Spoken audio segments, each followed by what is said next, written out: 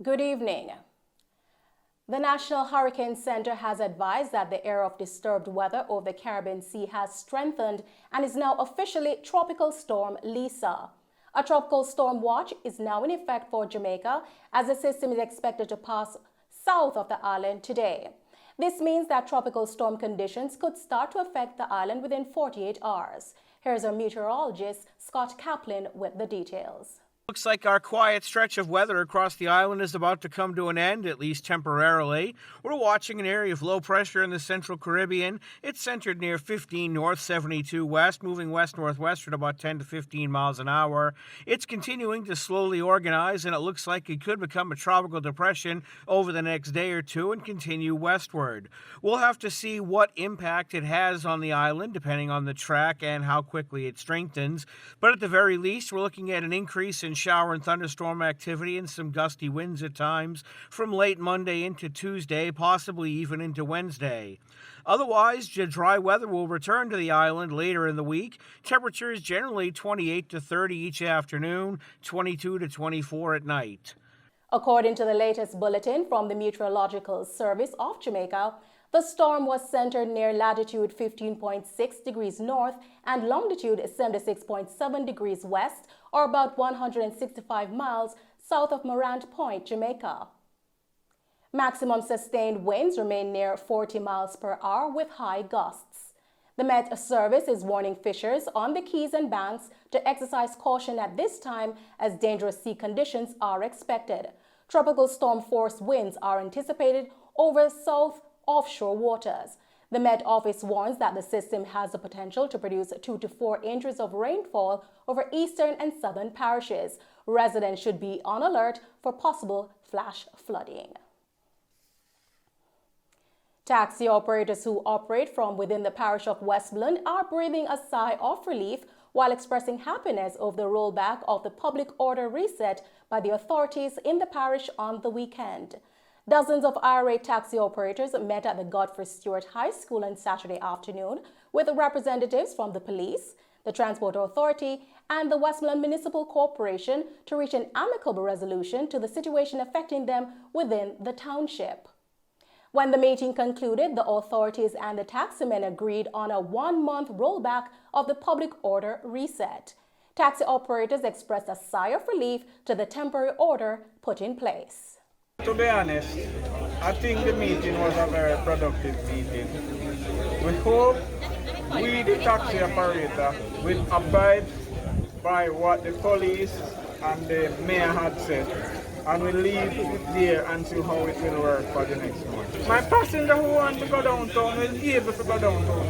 I myself have some little job that I do, a little contract where I have to go down. Giving thanks, and I'm glad I can go downtown now without a problem. Okay? And we're here this afternoon to get a good response from the Parish Council and the Transport Authority and the police about the route uptown to downtown we operate. And on behalf of the passengers, we want to say thanks to the officers and the Transport Authority for allowing us as of Monday morning to go downtown once more. We have a peace of mind.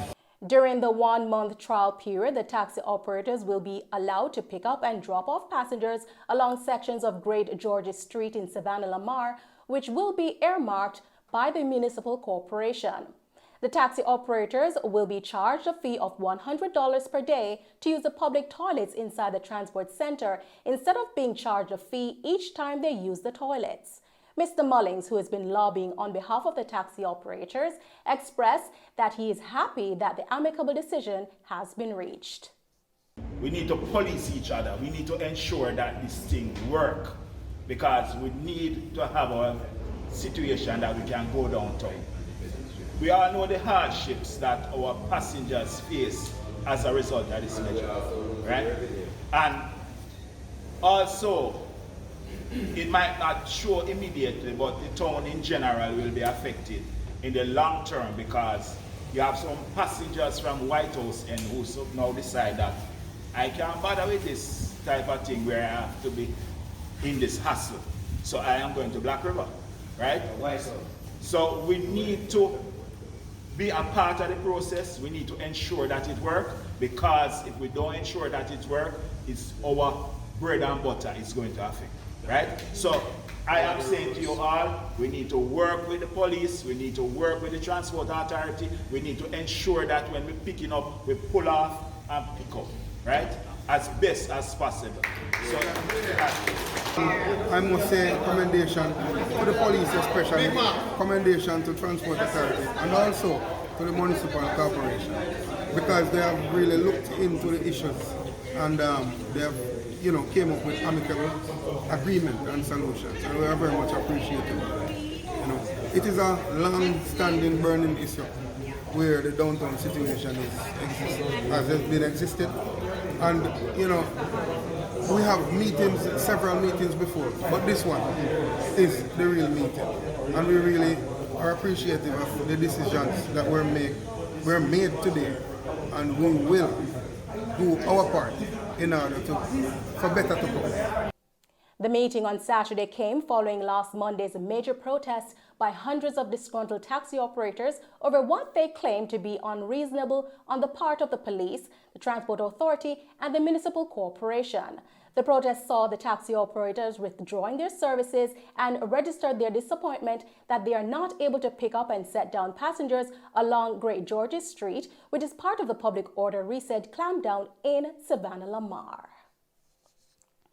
In a Mello TV News follow-up this evening, Sulin Ward Brown, the school principal charged in relation to the fraudulent sale of lands near Clifton in St. Catherine, has been hit with 10 additional charges. This was revealed in the St. Catherine Parish Court this morning. However, the charges were not disclosed.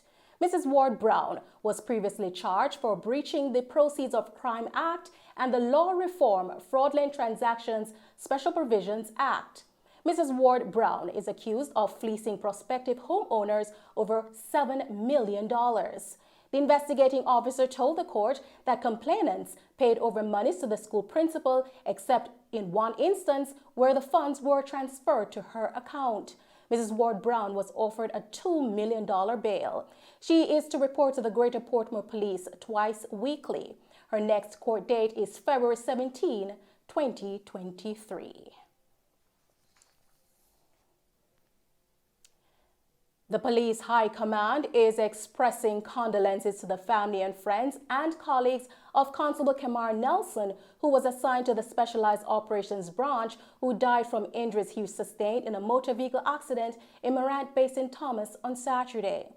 Reports from the Morant Bay Police are that about 9:45 p.m., Constable Nelson was driving along the Morant Bay Main Road towards Seaforth when he allegedly attempted to overtake a vehicle. He reportedly hit an embankment and collided into a wall. Constable Nelson and 3 occupants of the vehicle were transported to hospital where he was pronounced dead and the others admitted. The Jamaica Constabulary Forces, Chaplaincy Branch, and Welfare Department will be providing support to the family members, colleagues, and friends of the late constable in this time of grief. In the meantime, a candlelight vigil was held in remembrance of Corporal Oliver Mullings, with dozens of residents of Trenchtown, colleagues, and other well-wishers gathered to pay their respect to the slain crime fighter. The night was held at the Denhamtown Police Station on the weekend.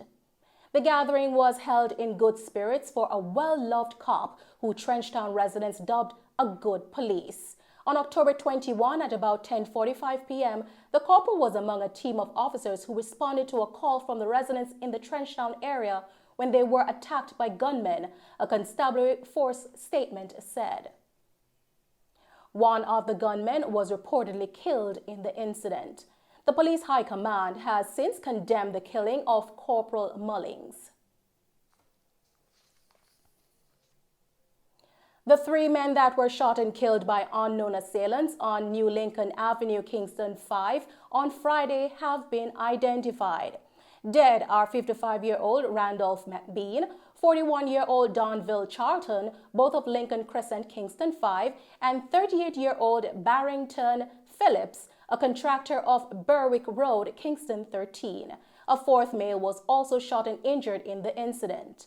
Reports from the Major Investigations Division are that about 7:21 p.m., McBean, Charlton, Phillips, and the other man were among a group of people purchasing meals when they were pounced upon by gunmen traveling in a Mazda motorcar who opened fire, hitting them. The police were alerted and they were taken to hospital where McBean, Charlton, and Phillips were pronounced dead and the other man was admitted for treatment. The other persons that were at the location during the incident escaped unhurt. The police are appealing to the public to come forward if they have any information in bringing the perpetrators to justice as the investigation continues. And Mello TV News will bring you more on this story in subsequent newscasts. Following the official gazetting of the Firearm Prohibition, Restriction and Regulation Act 2022, the Firearm Licensing Authority, the FLA, is said to be proceeding full speed ahead to launch its national campaign to throw support behind the enforcement and public awareness surrounding the 2022 Act. Core to the campaign is the promotion of new laws under the 2022 Act, particularly the heightening promotion of the penalties of the new Act, including but not limited to the sanctions against the possession, manufacturing, trafficking, and stockpiling of prohibited weapons. Under the 2022 Act, tougher penalties have been enacted to include life imprisonment for stockpiling, trafficking, and manufacturing of firearms and lengthier prison sentences for possession of prohibited weapons. Minister of National Security Dr. Horace Chang, in a statement, said the new act reflects the government's commitment to deal effectively with illegal firearms. In acknowledging the long-anticipated need for the repeal and replacement of the Firearm Act of 1967, CEO of the FLA, Shane Dalling, explained that the 2022 Firearm Act is a monumental piece of legislation which the FLA gives its full support. Mr. Dalling added that the FLA is launching this national campaign to assist the Minister of National Security in its bid to clamp down on the growing issue of illegal weapons and its impact on crime rate in Jamaica. Mr. Dalling further pointed out that there is a considerable need for public education on what the law is, how it will be enforced, how these offenses affect all of us, and how the FLA is here to help through the restructuring of its operations. A 48-hour curfew has been imposed in sections of St. Thomas and Kingston Eastern divisions. The curfew began at 6 p.m. yesterday, October 30, and will run in effect until 6 p.m. tomorrow, November 1. Boundaries of the curfew are as follows. North, starting at Bob Marley Beach, at the mouth of Cane River, extending northwesterly to Cane River Falls community. East from Cane River Falls, a line running easterly through the Gypsum Hills to end at Upper Cambridge Hill Road. South from Upper Cambridge Hill Road, a line running southerly to end at the new South Coast Highway. West from the South Coast Highway, a line running westerly along the highway to end at Bob Marley Beach. Persons within the boundaries of the curfew are reminded that during the hours of the curfew, they are required to remain within their premises unless otherwise authorized in writing by the ground commander.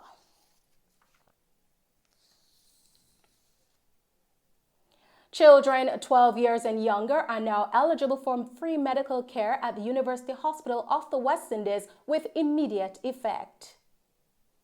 The Ministry of Health and Wellness, in making the announcement, said the new arrangement is in response to the increase in viral illnesses and the resulting overcrowding at the Bustamante Hospital for Children, which is usually seen at this time of the year. The ministry said children and the elderly are among the most vulnerable groups and the flu and gastroenteritis season intensifies. In this regard, the ministry says affected persons should only take paracetamol and visit the nearest health center if the symptoms of the flu and gastroenteritis do not improve.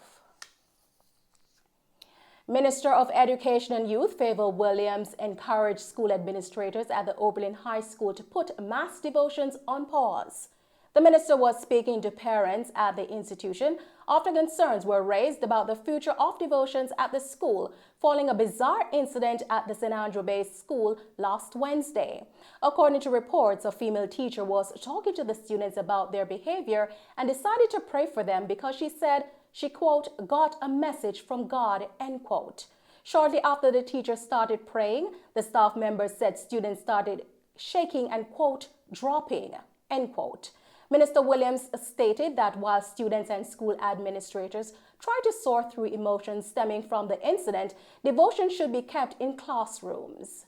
Minister Williams is also encouraging parents to send their children out to school at the Oberlin High for regular classes. Minister Williams, in a statement, said that normality has returned to the school, and last Friday there was an atmosphere of calm and all categories of staff were present.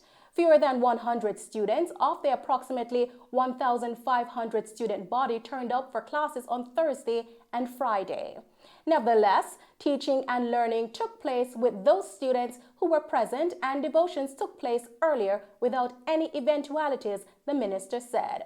Minister Williams is urging parents not to miss the opportunity for their children to continue their education. The minister also explained that the ministry's regional team will be at Oberlin High School to meet with board representatives, the principal and student welfare team to chart the way forward and to discuss the events of October 26 that happened during a devotional exercise that led to the disruption of normal activities. And those are the stories making the news this evening. I'm Nicole Hales. Thanks for watching.